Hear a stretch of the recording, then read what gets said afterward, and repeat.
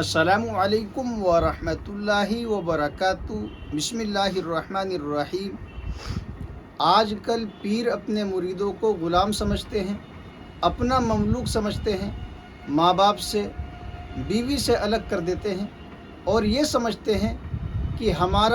ہمارے مرید پر زیادہ حق ہے، ماں باپ کا اتنا نہیں ہے۔ یاد رکھو، اگر آپ کا پیر، آپ کا استاد، آپ کا شیخ، جس سے آپ بیعت ہیں، جس کو آپ مانتے ہیں،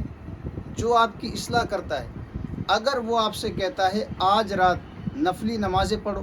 نوافل کا اہتمام کرو، اور آپ کا باپ، آپ کے والدین آپ سے یہ کہیں کہ آج رات آپ کو سونا ہے، تو آپ پر ماں باپ کی اطاعت مقدم ہے۔ ہاں، اگر آپ کے والدین، آپ کا باپ شریعت کے خلاف کسی بات کا حکم دے تو اس وقت ماں باپ کی اطاعت نہیں ہوگی، شریعت کی اطاعت مقدم ہوگی۔ بنی اسرائیل میں ایک بزرگ تھے اللہ والے، تو وہ بہت بڑے عابد تھے اور آبادی سے باہر جا کر عبادت کیا کرتے تھے، تو نماز میں مشغول تھے، نفلی نماز پڑھ رہے تھے۔ ان کی والدہ آئی، آنے کے بعد ان کی ماں نے آواز لگائی جریج کہہ کے، لیکن وہ نماز میں تھے، ان کی والدہ کو پتہ نہیں تھا کہ نماز پڑھ رہے ہیں۔ تو انہوں نے یہ سوچا کہ اگر میں جواب دوں گا تو نماز جائے گی، اور اگر جواب نہیں دوں گا تو ماں ناراض ہوگی۔ اسی کشمکش میں رہے، آخر انہوں نے جواب نہیں دیا، نماز کو نہیں توڑا، نماز پڑھتے رہے، عابد تھے، مسئلہ پتہ نہیں تھا۔ ان کی ماں چلی گئی اور جاتے ہوئے انہوں نے یہ بددعا دی، یا اللہ، اس کی موت اس وقت تک نہ آئے جب تک یہ کسی زانیہ کا منہ نہ دیکھ لے۔ بالآخر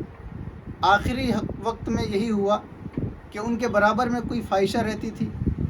جو بدنام تھی، اور اس کے حمل رہ گیا تھا۔ جب بچہ پیدا ہوا تو ان کے کچھ مخالف تھے، جیسا کہ آج بھی کوئی کتنا ہی نیک آدمی ہو، کوئی بھی ہو، کچھ اس کے موافق ہوتے ہیں، کچھ دوست ہوتے ہیں، تو کچھ دشمن بھی ہوتے ہیں۔ تو حضرت جریج کے بھی کچھ دشمن تھے، انہوں نے اس عورت کو چڑھایا بڑھایا اور بتایا کہ تو یہ کہنا کہ یہ بچہ اسی عابد کا ہے، اسی اللہ والا کا ہے۔ خیر، اس نے ایسا ہی کیا، لوگ اس کی دہلیز پر پہنچ گئے اور اسے دھکا دیا، اس کی جو کٹیا تھی اس کو توڑا، اور خیر آخر میں اللہ تبارک و تعالیٰ سے انہوں نے دعا کی، تو اللہ تبارک و تعالیٰ نے ان کی آبرو، ان کی عزت بچائی، اور وہ بچہ خود بول پڑا کہ میں فلاں شخص کا ہوں، اس کا نہیں ہوں۔ ماں کی بددعا لگی، اور اسی طرح جیسا کہ ان کی ماں نے کہا تھا کہ جب تک کسی زانیہ کا منہ نہ دیکھ لے اس وقت اسے موت نہ آئے۔ اگر وہ کتابوں میں لکھا ہوا ہے کہ اگر وہ عابد کے ساتھ عالم ہوتے تو نفلی نماز توڑ کر اپنی ماں کے سوال کا جواب ضرور دیتے۔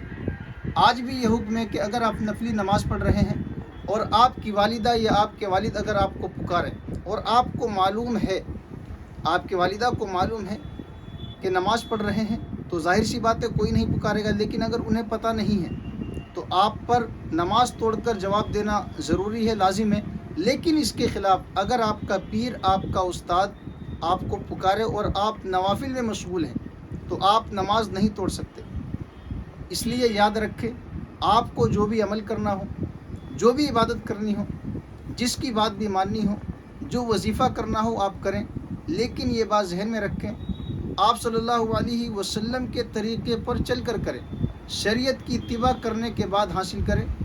آپ صلی اللہ علیہ وسلم نے جو طریقہ بتایا ہے اسی راستے پر، اسی طریقے پر عمل کر کے کریں،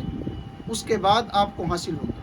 اللہ تبارک و تعالی ہم سب کو قرآن و سنت کی سمجھ عطا فرمائے۔